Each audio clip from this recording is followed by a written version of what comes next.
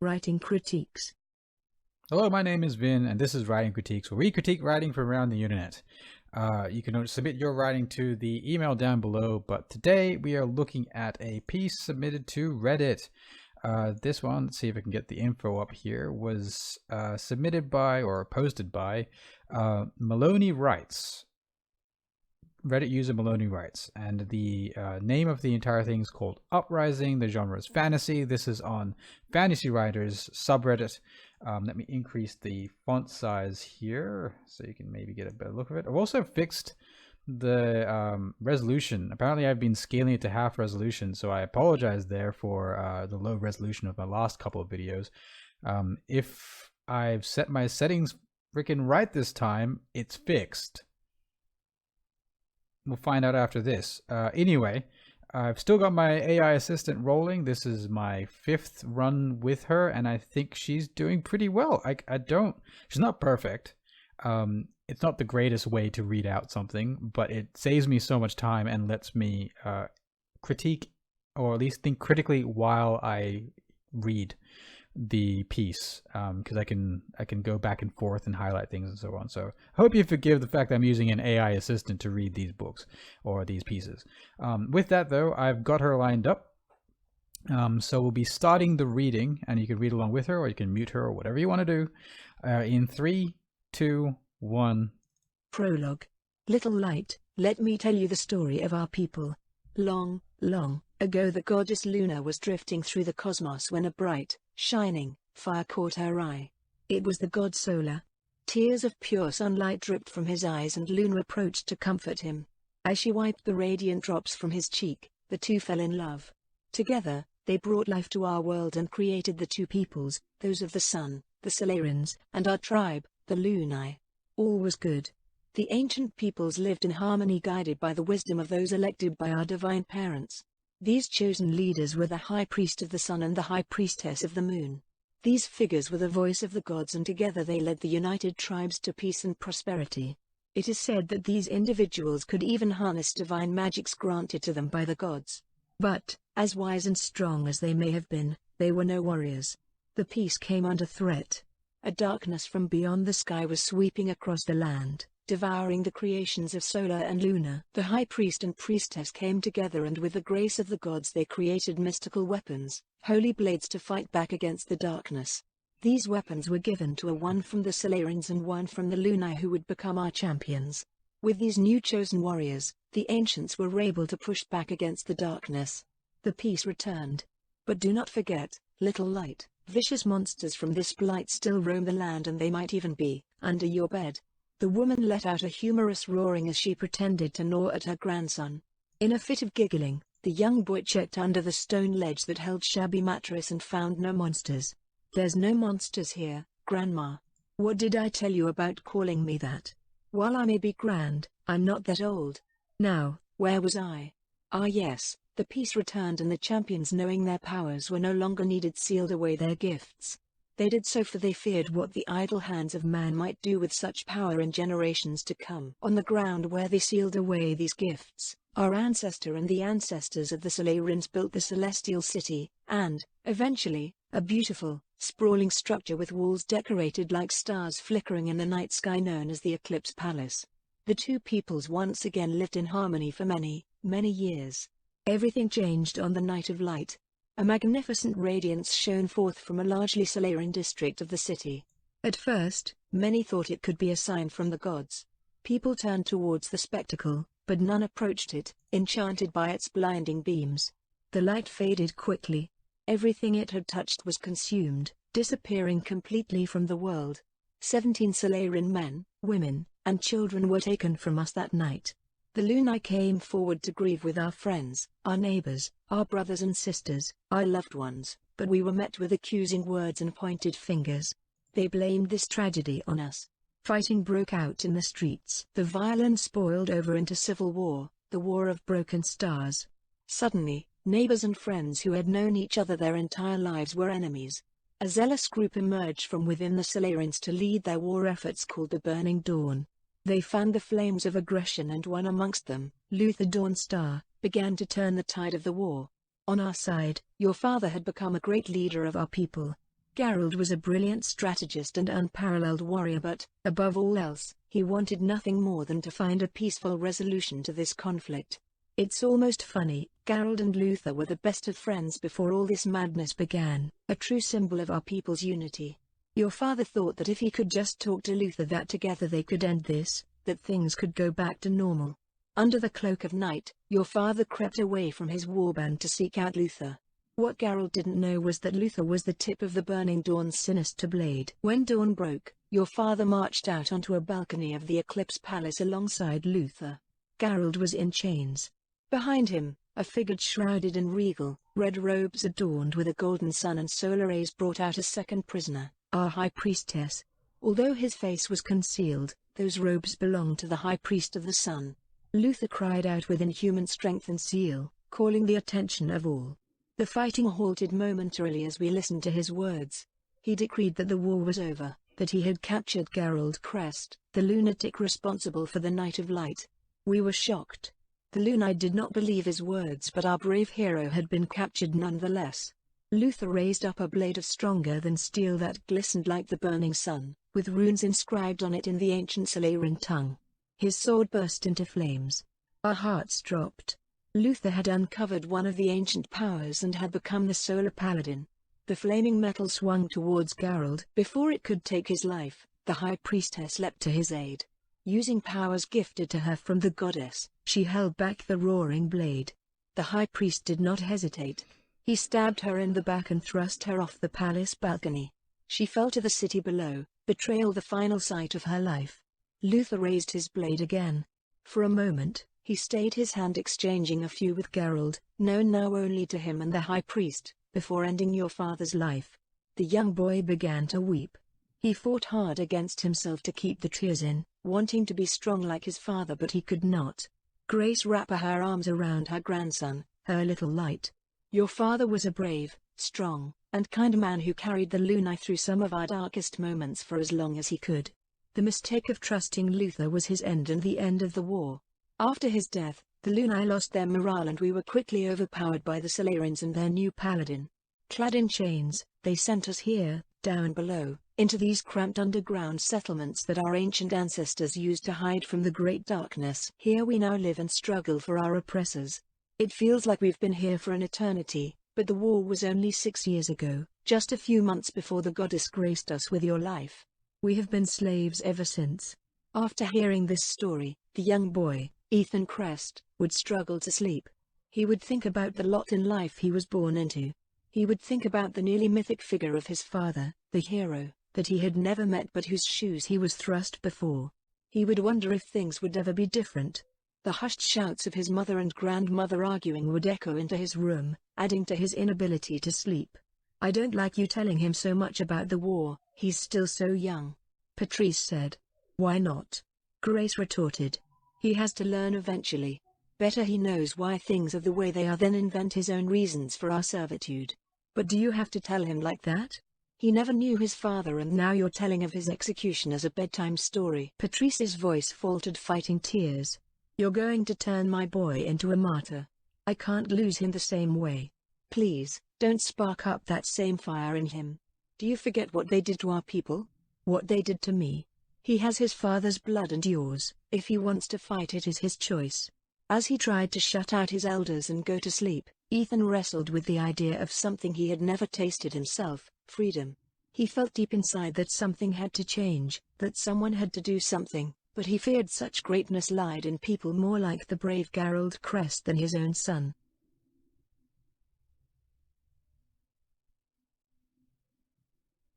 Okay. Alright. Alright, strap yourselves in. I will start with the things I like. I like the ending of this chapter.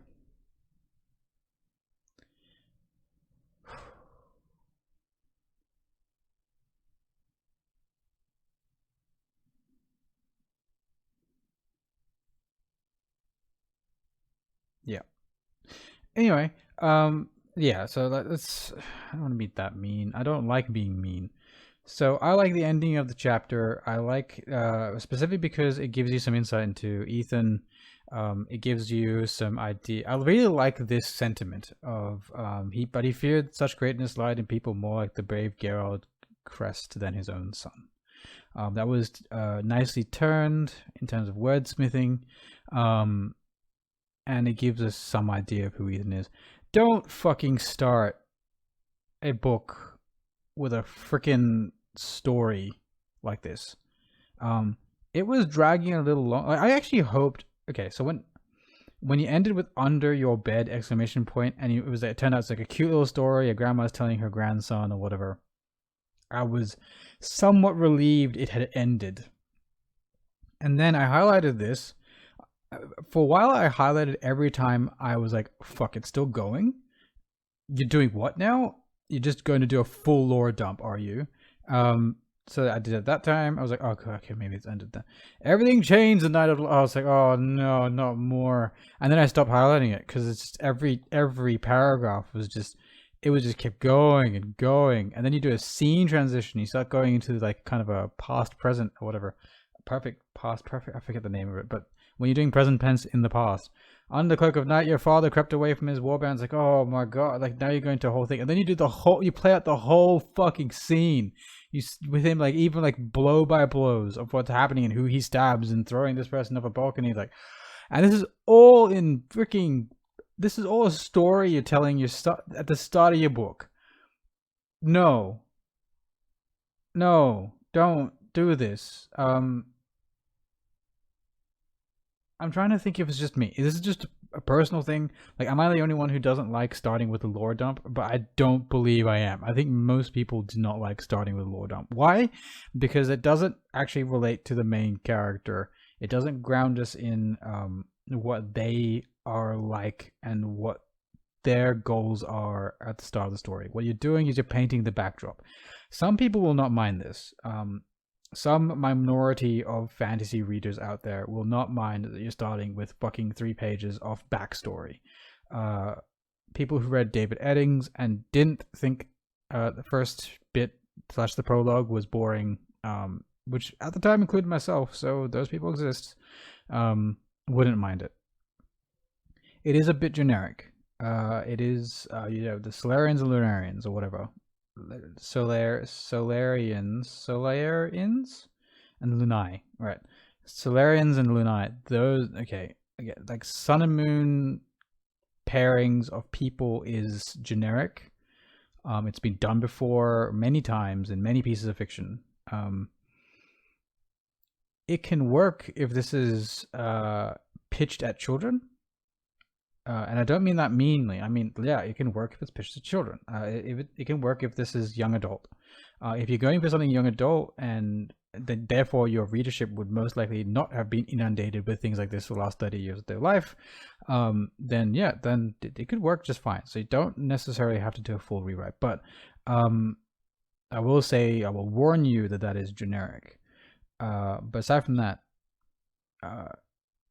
I could almost feel myself slowly dying as you went from one section of info dump to the next section of info dump.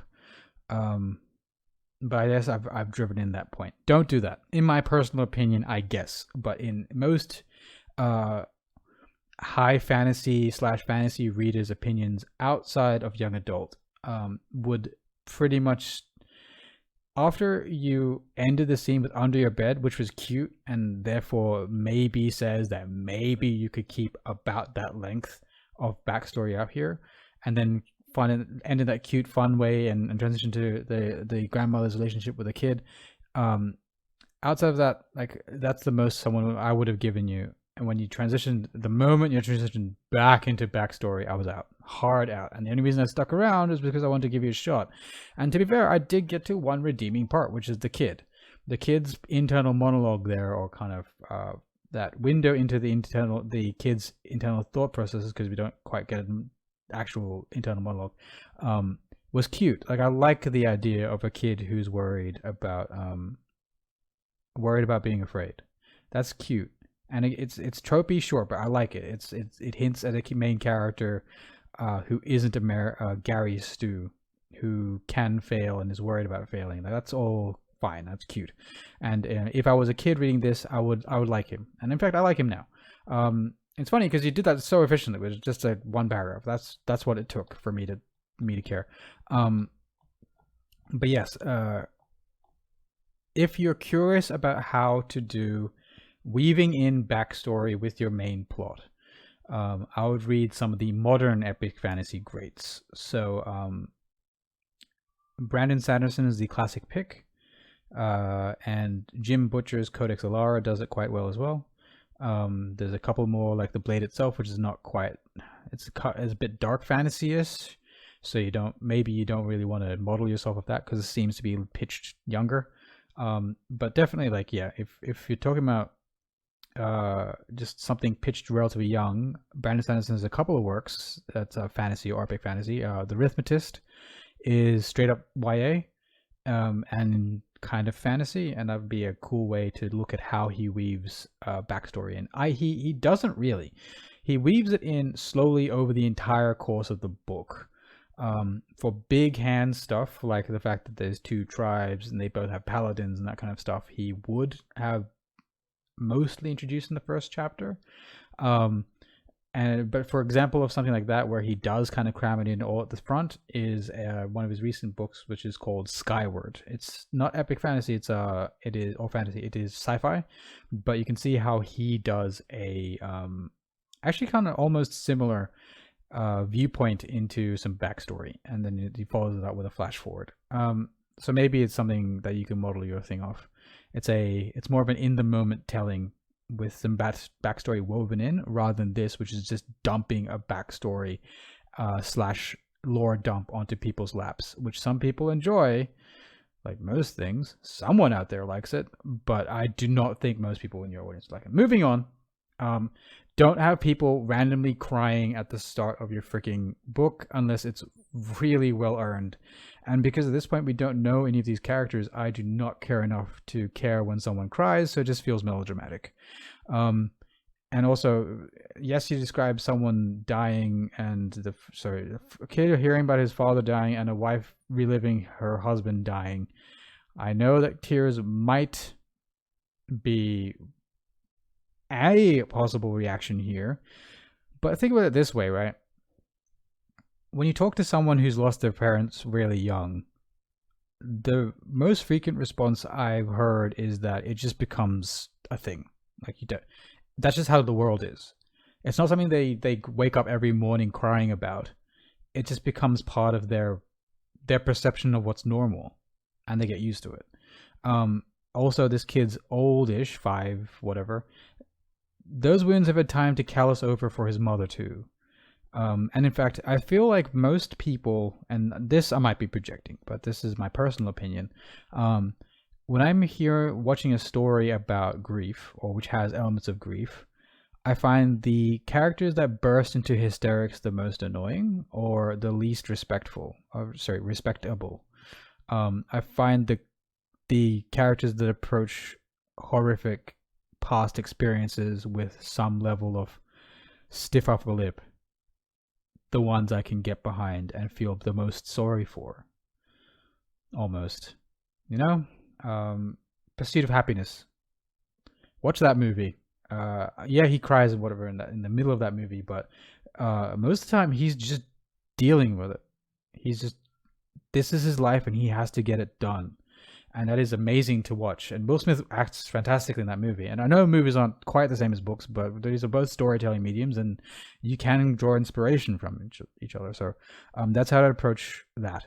But overall, this video has gone long, and I have a couple of other pieces here. I think the prose is okay. It's recount, so it's kind of a fast forward, so it's not really representative of what it would be like when you're actually in the moment. That last paragraph is indicative of you having some level of talent regarding transposing how a reader should feel, or influencing how a reader should feel about a main character. So maybe you have something there, but I greatly disliked this piece. Not because it was entirely poorly written, but because of the choice you made in structure of lore dumping at the front. And I'm sorry if that's not what you want to hear, but that's how I feel, and this is my goddamn channel. So thank you for listening. If you disagree with me, people at home, as you very well might, because I've been kind of mean here, post in the comments below, or click the link to the original post by this writer. Let me just bring them up here. MaloneyWrites. This is from the book Uprising, and this is intro in chapter 1. He posted up on Reddit on Finance Writers. So give him some kind words if you totally disagree with me. Throw them his direction, or post in the comments below and tell me I'm an idiot. Or if you agree with me, do similar. Sometimes people need to just hear a lot of people telling them the truth about their work, and that's how I see it in this case. So yeah, thank you for watching, and see you next time.